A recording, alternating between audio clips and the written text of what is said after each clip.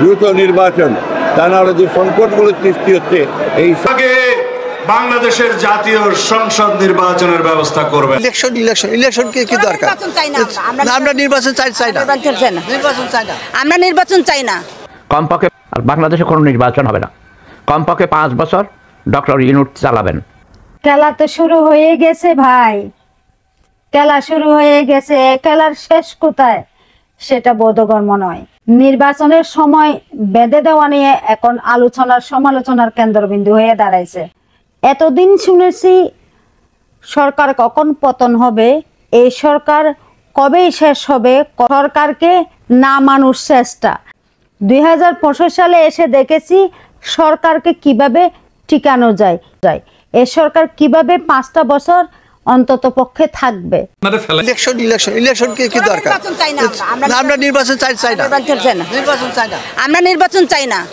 আমরা চাই এই সরকার আরো মিনিমাম 5 বছর থাকবে, কারণ এই সরকার যে আসবে সেই খাবে। আমরা এই চাই না, আর এই গুম খুন এটা আমরা চাই না। দলের এক পক্ষ বলতেছে কবে নির্বাচন দিবে, সময় বেঁধে দেওয়া হোক। দ্রুত নির্বাচন, তা নাহলে যে সংকটগুলো সৃষ্টি হচ্ছে এই সংকটগুলো কাটবে না। আমরা বিএনপি ক্ষমতায় যাওয়ার জন্য নির্বাচনের কথা বলছি না। বিএনপি জাতির স্বার্থে, জাতিকে রক্ষা করার স্বার্থে, স্বাধীনতা সংহতিকে ডিসেম্বরের আগে বাংলাদেশের জাতীয় সংসদ নির্বাচনের ব্যবস্থা করবেন। এই সালাউদ্দিন সাহেব আগে কি কইছিল?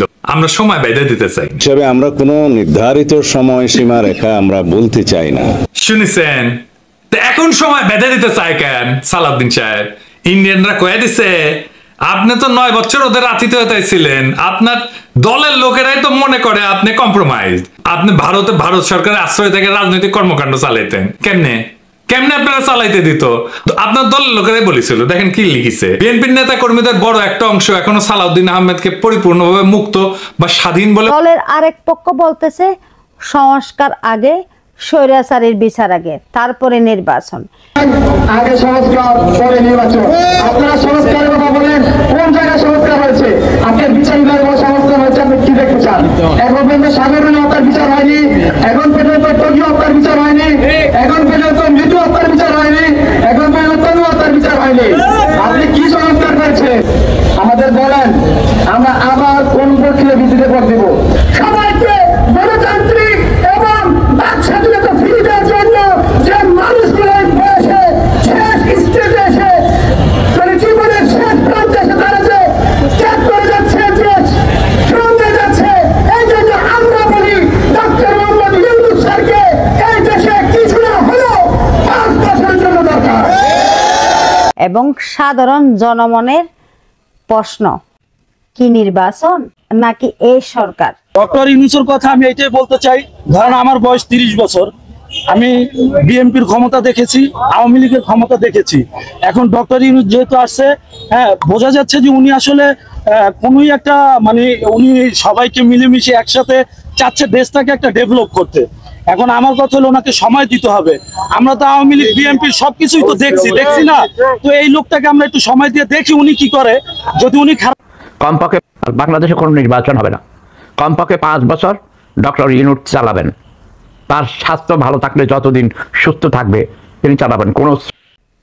এই সরকারকে টিকিয়ে রাখার জন্য এখন অনশনে বসেছে। সামনে অন্তর্বর্তীকালীন সরকারের ন্যূনতম 5 বছর মেয়াদ বৃদ্ধির জন্য প্রাথমিক অবস্থান এবং পরবর্তীতে চূড়ান্ত আমরণ অনশনের দাবিতে অনশন করছেন বিক্ষুব্ধ জনতা। এখানে এই সরকারকে টিকিয়ে রাখার জন্য অনেকেই রাস্তায় আন্দোলন করতেছে, আর অনেকেই অনশনে বসছে। আসলে এই সরকারের ভিতর কি আছে? 7-8 মাসে এত মানুষের মন জয় করে ফেললো। আসলে এই সরকার 7-8 মাসে যে চমক জনসাধারণকে দেখাইছে, এতেই বোঝা যায় তিনি আগামী দিনে কি করতে চাচ্ছেন। তিনাকে সুযোগ দেওয়ার জন্য সাধারণ জনমনের প্রশ্ন। এখানে আমার কোনো ব্যক্তিগত মতামত নেই, তবে আপনারা কি চান? আসলে কি নির্বাচন চান, নাকি সংস্কার চান, নাকি এই সরকার আসলে আদৌ 5 বছর থাকবে, নাকি এটাই চান?